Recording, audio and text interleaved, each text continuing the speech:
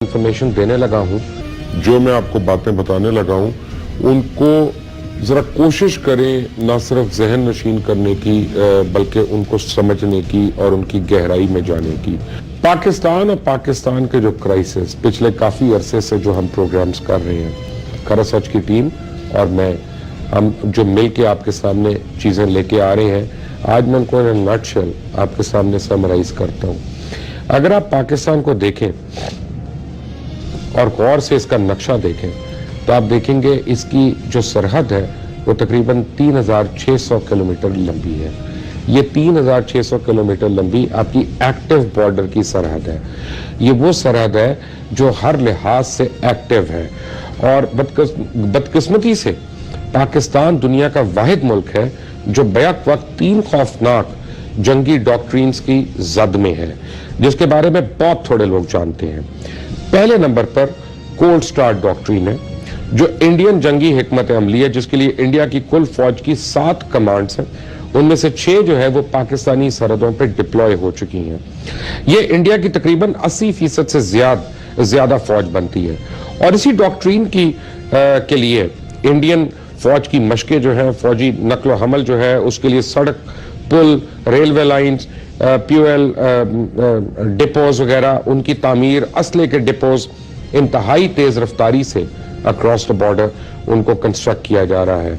और इसी डॉक्ट्रिन के तहत सिंध में जहां इंडिया को जोग्राफियाई गहराई हासिल है, वो तेजी से दाखिल होकर सिंध को पाकिस्तान से काटने, बलूचिस्तान और गवादर को काटने और मकामी तौर पर जस्कम और बलूचिस्तान में BLA की मदद से वो वहां पे आएगा। मैं आपको ये समझाता हूँ कोल्ड स्टार डॉक्ट्रिन क्या है। कोल्ड स्टार डॉक्ट्रिन यह है कि बहुत छोटी छोटी फोर्सेस हो, 2-2 हजार 3-3 हजार की, वो रैपिड मूवमेंट करती हो, वो अंदर आए, आपके बॉर्डर के 10 मील अंदर आए, खूब यानी जो कर सकते हैं करें और फौरन वापस निकल जाए, फिर इसी तरह दूसरी साइड से अंदर आए और फिर वापस निकल जाए, ताकि फिर उसके बाद जो है वो आपकी लॉजिस्टिक्स और आपकी जो रसद है उस तमाम उसको सप्लाई लाइन को उसको डिस्टॉर्ट कर सकें और फिर उनके जो भी अज़ाइम है वो उस तरह कर सकें। पाकिस्तान को असल में सबसे बड़ा खतरा जो है वो इसी डॉक्ट्रिन का है। अच्छा, पाकिस्तान आर्मी, अगर इफ यू रिकॉल, कुछ साल पहले, कुछ अरसा पहले एक बड़ी मैसिव एक्सरसाइज अपनी करती रही और अज़्म नौ इन मशकों के बारे में आपने सुना होगा, जिसमें बर्री और फिजाई अफवाज जो थी वो शामिल थी। ये दरअसल वो इंडियन कोल्ड स्टार डॉक्ट्रिन जो है उसके जवाब की मशकें हैं, उसकी जवाब की तैयारियां हैं। और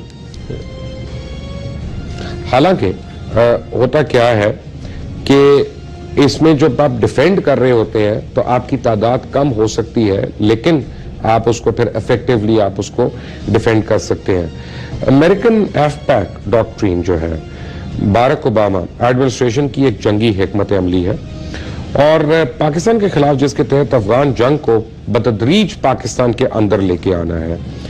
और यही वो डॉक्ट्रिन है जिसकी वजह से पाकिस्तान की कमोबेश 2-2 लाख फौज जो है वो इस वक्त वेस्टर्न बॉर्डर के ऊपर फुली कमिटेड है, जहां पे अभी तक अफवाज पाकिस्तान की तकरीबन 20,000 से ज्यादा कैजुअल्टीज हो चुकी हैं। और ये आपको बताऊं कि इंडिया के साथ 3 जंगों में इतनी कैजुअल्टीज नहीं हुई जितनी अभी तक इस जंग में हो चुकी हैं। इस जंग के लिए अमेरिका और इंडिया का आपस में ऑपरेशनल इत्तेहाद है और इजराइल की उनको एक टेक्निकल सपोर्ट हासिल है। उसके लिए कुरम और हंगू में पहले शिया सुन्नी फिसादात करवाए गए।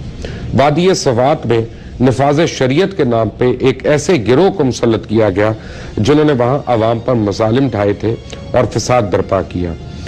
फिर अमली तौर पे जब इनको पीछे धकेला गया तो नजरियाती तौर पे उनको अभी भी बड़े हलकों में अपनी सपोर्ट एक हासिल है। और तीसरी जंगी डॉक्ट्रिन जो है उसके जरिए मैंने कहा कि इत्तेहादी जो है वो पाकिस्तान के ऊपर हमले आवर है, उसको 4th जनरेशन वॉर कहा जाता है।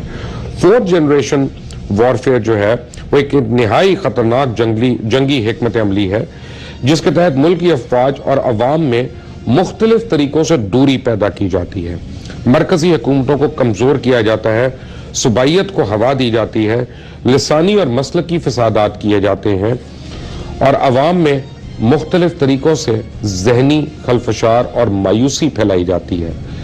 और उसी के जरिए किसी मुल्क का मीडिया भी खरीदा जाता है।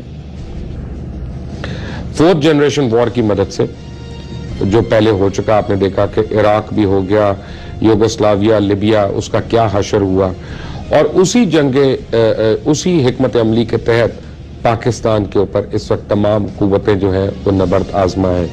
मैं आपको आज याद कराऊं दोबारा, एक बात मैं जितनी बारी कह चुका हूं, वो अक्सर लोग उसको सुनकर इग्नोर कर देते हैं, लेकिन जब अमेरिकन प्रेसिडेंट अपने मीडिया पे आके ये कहते हैं कि पाकिस्तानी मीडिया को हम $50 मिलियन देंगे, और इसलिए देंगे ताकि वो हमारी बात को आगे बढ़ाएं, तो वो कौन सी बात है जिसको आगे बढ़ाना है?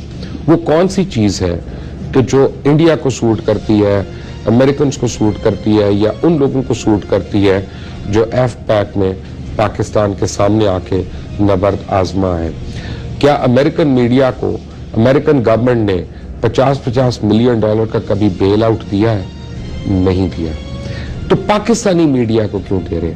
और पाकिस्तानी मीडिया में वो कौन है जो अमेरिकन मीडिया को, वो अमेरिकन को लिखते हैं, खतूत लिखते हैं, टेंडर्स फिल करते हैं कि हमें पैसे दे दो, $3.5 मिलियन दे दो, हम अपने प्रोग्राम तुम्हारे लिए टेलर कर देंगे, हमारे अखबारों में कैंपेन्स होगी तुम्हारे लिए, हम तो अमन की आशा कर रहे हैं, हम तो ऐसा कर रहे हैं इस मुल्क को कि इस मुल्क की जो कल्चरल ट्रेड है वो खत्म हो जाए, फिल्म इंडस्ट्री तबाह हो जाए, म्यूजिक इंडस्ट्री तबाह हो जाए, जो यहाँ पे थिएटर तबाह हो जाए, लेकिन अमन की आशा के उस पे यहाँ पे लोगों में इतनी ज्यादा पसंदीदगी हो जाए अपने मुखालिफिन की कि वो उनके खिलाफ कोई जुमले भी सुनना पसंद ना करें। और इसका असर रसूख आप मीडिया पे देख सकते हैं। ज़रब अज़ब हो रही है, और इंडिया LOC पे जो कर रहा है पिछले 1 महीने से आप सुन रहे हैं, आप खबरें भी सुन रहे हैं, ये सब बातें बड़ी क्लियर है। हम साड़ियों के तोहफे भिजवा रहे हैं और वो हमें लाशें जो है वो कफन के अंदर भिजवा रही हैं। अब क्या है, फ्यूल क्राइसिस एक पैदा किया गया। पाकिस्तान आर्मी के जो सबसे बड़ी स्ट्रेंथ है वो क्या है? वो है मोबिलिटी, कि जितनी रैपिडली वो एक जगह से दूसरी जगह पे पहुंच सकती है। पाकिस्तान आर्मी के पहुंचने के लिए सबसे अहम मीन्स ऑफ ट्रांसपोर्ट क्या था? वो था रेलवे। हमेशा रेलवे जो है वो फौज की पेशकदमी के लिए और उसकी ट्रांसफर्स के लिए सबसे ज्यादा इंपॉर्टेंट रोल प्ले करती है। Over a period of time railways को बतदरीज तबाह किया गया, और अब यह कहा जा रहा है, हुकूमत इस वक्त पाकिस्तान फौज के ऊपर यह जोर डालना चाह रही है कि फौज के जो रिजर्व्स हैं ऑयल के, वो PSO को दे दिए जाए, ताकि फौज ज़रब अज़ब में भी खड़ी हो जाए और फौज इधर भी अपना जो है वो दिफा ना कर सके।